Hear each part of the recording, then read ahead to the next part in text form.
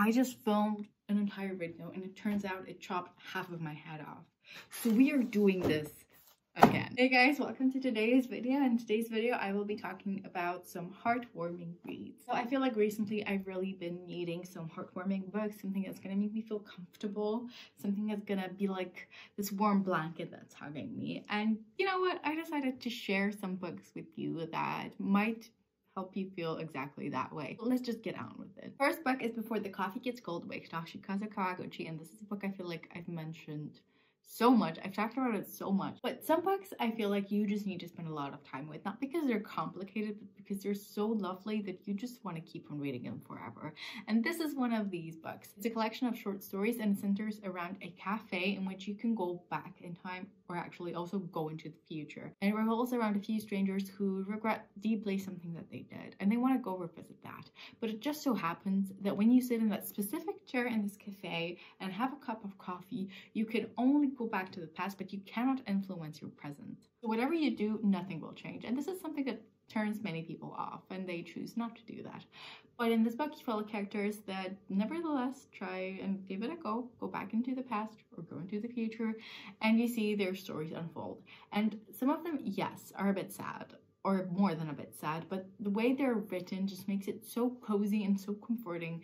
And I really highly recommend it, especially that they're short stories and each one is an individual story, more or less, but it just makes it, I feel like it makes it very easy to read and it's very cute and adorable, so I would highly recommend you give it a go. Next up we have Sweet Bean Paste, and this book, honestly, just if you want to try any of these books, please try either this one or the last one I'll be talking about, because in my opinion these are so adorable you cannot not like them.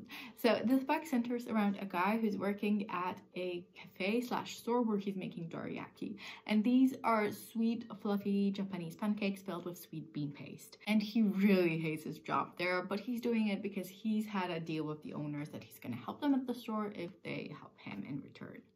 So that's what happens. Now he has to work there. But one day, this old cute lady arrives at his store and she says that she wants to help him. She wants to make the sweet bean paste using her own recipe and they could cooperate. Even though he's looking for an employee, this old lady with crooked fingers doesn't seem like the best choice for him, especially because of the owner that will probably not accept her.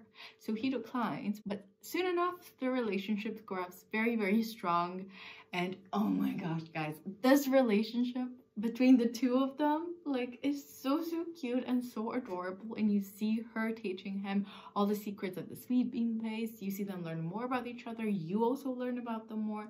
Very, very adorable. So cute, and he'll just make you smile from ear to ear. Also maybe bit sad. It's a bit more than a bit sad, but it's still so freaking cute. You have to give it a go. Next up we have The Cemetery Boys, and this book is very Halloween-y. It combines two things: magic and the need to be accepted by society. So we have the main character who is transgender, and ever since he transitioned, he hasn't been accepted by his Mexican family and relatives. He tries to fit in more and prove to everyone that he's capable of doing whatever the hell he wants to do, but he does not predict that at some point he'll stumble across the ghost of his acquaintance and that they'll end up falling in love. A ghost and a guy, like a ghost and a person. That's just so cute, and it was so sweet, and I really recommend it because it's simultaneously very light, very fun and heartwarming, but it really does talk about a lot of issues, especially being trans and trying to fit into a family that does not accept you. It's a really great book. Next up is Pumpkinheads, which is a graphic novel, and this one is very Halloween-y too because it actually takes place in a pumpkin patch, and you get the main character who's working at the pumpkin patch, and for the last few years he's been trying to ask out a girl for a date, but he's been failing pretty miserably because he's pretty shy around her, and he won't be able to give it any more shots soon because he'll be going to uni and they won't be working at the pumpkin patch anymore. But he and his best friend decide to chase after this girl around the whole pumpkin patch, like literally the whole pumpkin patch, because that girl was in every single scene. She's just running around filling the spots because the pumpkin patch is really busy and all the stands are very busy, so she's just running around trying to help people, I guess. And they keep on running after her. They make a big mess and they come across lots of weird different people and customers, and it's just a really, really fun, quick, cute, adorable read that I assure you will put a smile on your face as well. It's just so lovely and the illustrations are beautiful. Highly recommend, especially to also put you into a fall mood if that's what you want. And last but not least is The Trails of Morgan Crow by Jessica Townsend. I still haven't read the third book, but I know a fourth one is coming out, so I'm very excited about that.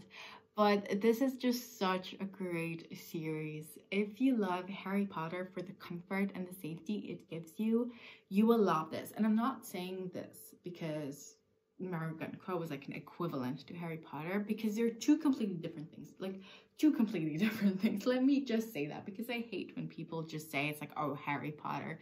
No, it's not that. It's something entirely different, but it just gives you a similar sense of comfort. It's about a girl named Morgan Crow who her whole life has been blamed for every single bad thing that's ever happened around her, because she's this bad luck. Charm of bad luck, is that a thing? I don't know, but like, she brings bad luck. She's actually supposed to die on the day of her birthday, but when the day of her birthday arrives, she is visited by Jupiter, who sweeps her away to the Nevermore Society, which is like a whole new magical world. And as she gets there, she learns that she has to take part in trials to become part of the Wondrous Society, which is who Jupiter is, part of the society. Like, their magical elite society there. And honestly, one of the most charming things about this book to me is the world. It is so vibrant, so lively, and so crazy at the same time. It feels like straight out of a fairy tale. Like, there's so many crazy things happening that seemingly don't make sense, and maybe they don't make sense,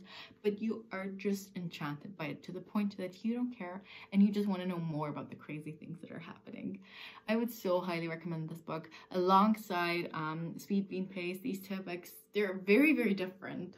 Morgan Crow is like a YA fantasy. I don't want to say YA, maybe it's more like children's fantasy, but definitely a great read for adults as well. And Sweet Bean Paste is just a contemporary fiction, I'd say.